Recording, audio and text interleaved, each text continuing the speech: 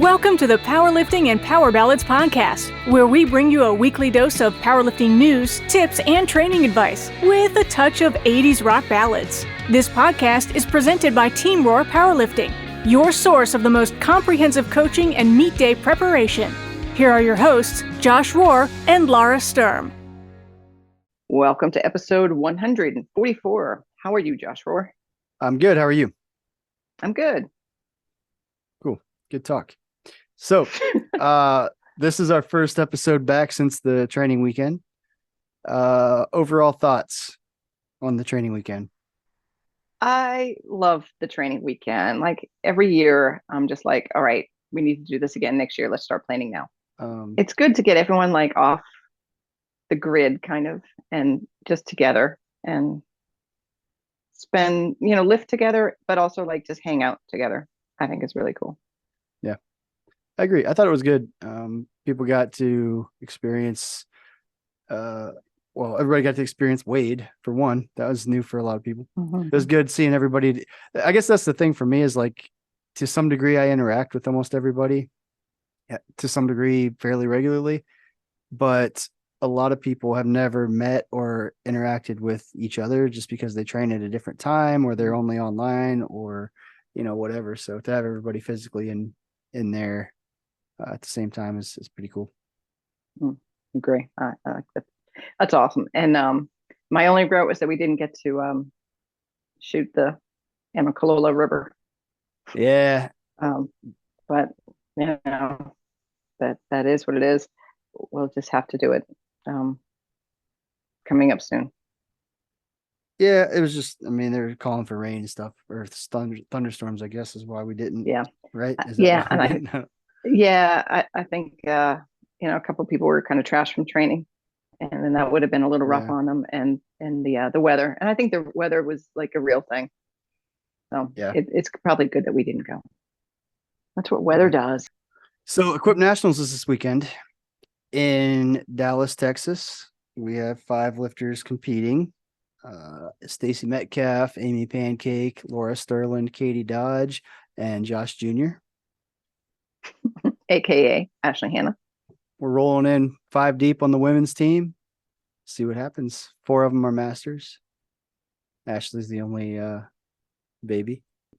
But it'll be fun. It's part of the... So I don't know. It was originally the Europa meet. Then last year they rebranded it to the UBU, and this year it's the USA Fit Games that Equip Nationals is part of in Dallas, Texas. So that's just the branding of the overall festival has changed like 3 years in a row. Well, it's only changed twice, I guess, because it was Europa for a long time. I'm not sure why. Same people organizing it? That I don't know. Let's see what else. June 10th. There was a meet in Savannah, the Savannah Summer Classic. Tracy Cook and Cathy Mele ran that meet. I was not there, but I saw a lot of the pictures and posts from social media. It looked really good. They ran it at the Anderson Cohen Center where we ran the Georgia Spring Open all those years. But it looked like a really good meet. It was Tracy's first time as a meet director.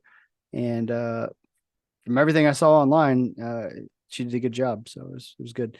2 new meets popped up recently. October 7th, in Statesboro, it's the USA Powerlifting Boro Battle, which is, I just said Statesboro, Georgia, and the registration for that opens on June 15th. So, like now, basically. And Tracy's running that solo. That'll be her first solo meet, I believe, because she was a co-meet director with Cathy in Savannah.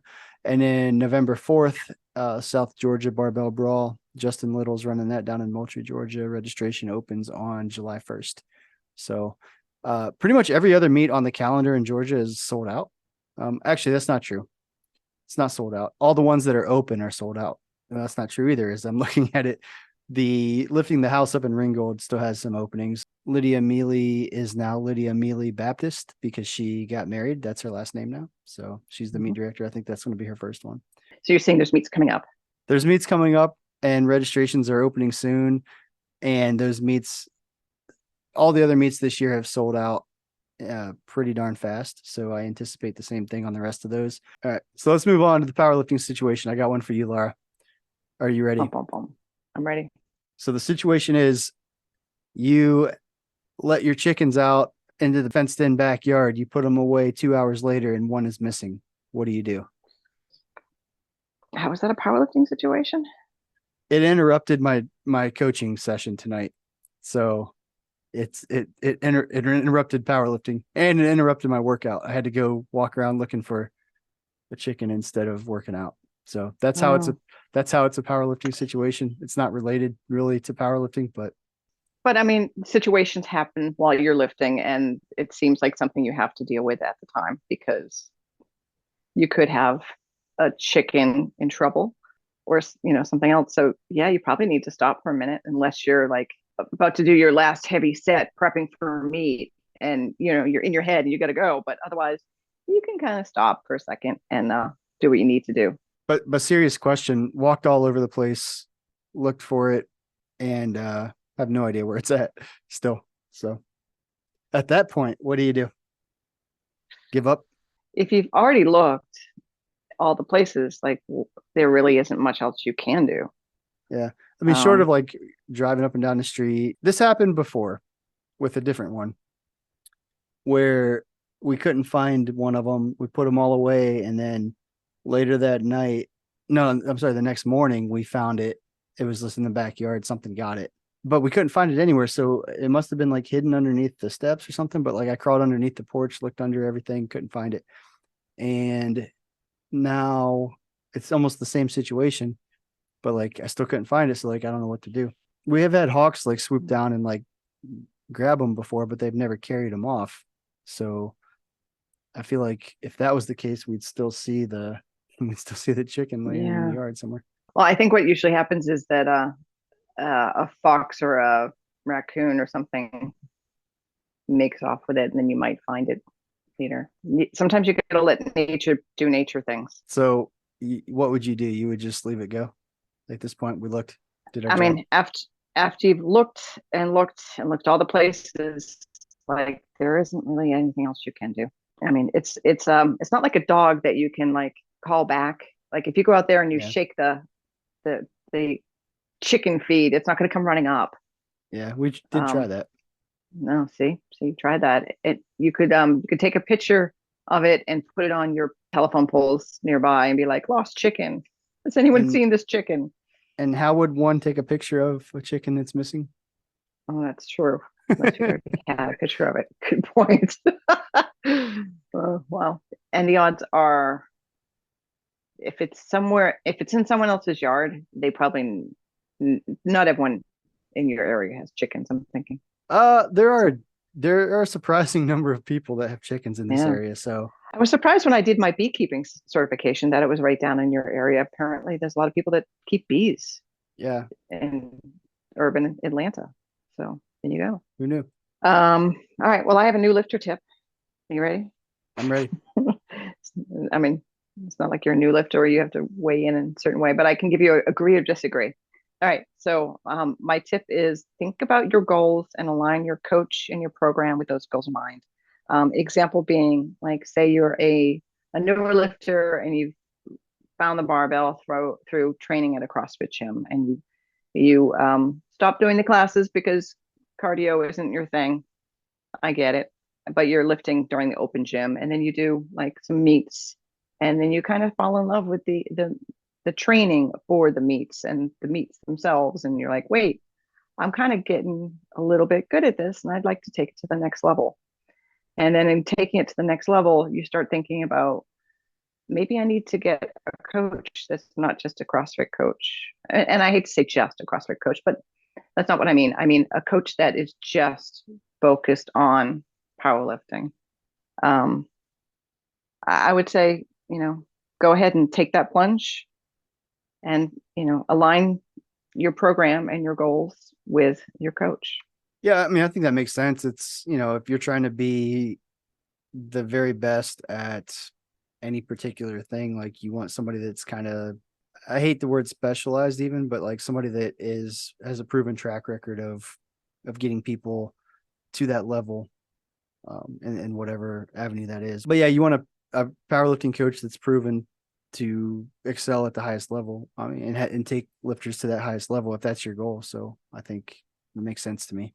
I think it also is helpful to train with other people that are trying to lift competitively. Say you're that athlete that's in the gym during open gym and you're the one who's, doing the lifts and you're lifting really heavy.